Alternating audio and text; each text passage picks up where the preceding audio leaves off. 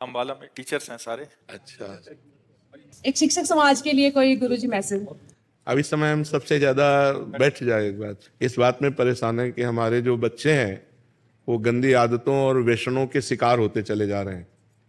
चाहे बच्चा हो या बच्ची हो, ये जो गर्लफ्रेंड बॉयफ्रेंड चला है और जो व्यसन चला है, उनसे हिंसक प्रवृत्तियां बच्चों में बढ़ रही हैं।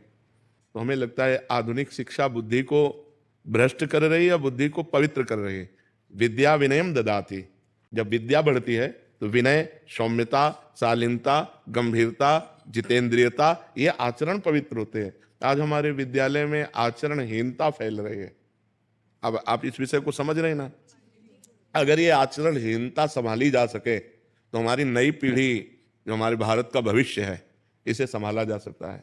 अगर ये व्यभिचार प्रवृत्ति और व्यसन प्रवृत्ति बढ़ती गई, अब बच्चे अपने माँ बाप को जवाब दे रही है, बच्चे अपने माँ बाप की हत्या कर रहे हैं, पीट रहे हैं, मार रहे हैं, निकाल रहे हैं।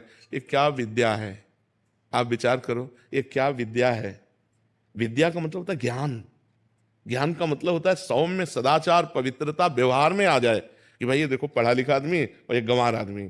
गंवार आदमी असभ्य बर्ताव करता है, पढ़ा लिखा आदमी सभ्य बर्ताव करता है। तो आधुनिक पढ़ाई के साथ यदि आध्यात्मिक पढ़ाई नहीं होगी तो हमें लगता है आधुनिक पढ़ाई से कंट्रोल नहीं हो सकता। इंद्रियों का जो कंट्रोल है, माइंड का जो कंट्रोल है, जो ओवर थिंकिंग है, जो डिप्रेशन की तरफ ले जाने वाले आचरण है, जैसे व्यभिचार, व्यसन आदि, ये जब बढ़ेंगे तो हिंसा प्रवृत्ति बढ़ेगी और माइंड जो है वो हमारा निगेटिव फेंकेगा। जब निगेटिव फेंकेगा तो हम चिंतित हो जाएंगे, परेशान। हमारा दिमाग यदि पॉजिटिव है तो हम बड़ी से बड़ी विपत्तियों को भी क्रॉस कर सकते हैं। अगर हमारा दिमाग निगेटिव है तो हर सुख सुविधा में भी हम जलेंगे, बैठे जलेंगे। तो हमें लगता है पॉजिटिव दिमाग होने के लिए सबको, जैसे गीता जी है, भागवत जी है, नाम जप है, ब्रह्मचर्य है, इन पर प्रकाश थोड़ा, अगर आध्यात्मिक प्रकाश नहीं पड़ा तो ये बच्चे हमारे बिगड़ते चले जा रहे हैं। आप देख रहे हैं ना कहाँ जा रही है अगली वाली जनरेशन? हाँ, क्या करेंगे ये बच्चे? हाँ, यही हमको भी चिंता हो रही है।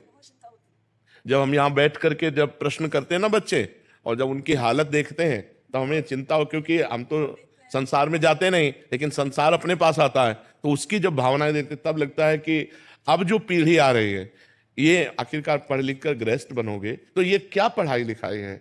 ये क्या पढ़ाई लिखाई? तुम्हें कम से कम अपने जीवन के परिणाम को तो देख सको कि हमारा जीवन किस दिशा में जा रहा है, हमारा परिणाम क्या होगा। लेकिन ये विद्या काम नहीं कर रही। तो हमें लगता है आध्यात्मिक विद्या जरूरी है। माता पिता के चरण छूना, भगवान का नाम जप करना, पवित्र आचरण करना, ब्रह्मचर्य से रहना। जब तक ब्याह न हो जाए तब तक ब्रह्मचर्य से रहना, तभी वो आदर करेंगे आपका। अगर नहीं तो आज के बच्चे टीचर का आदर कहाँ करते हैं?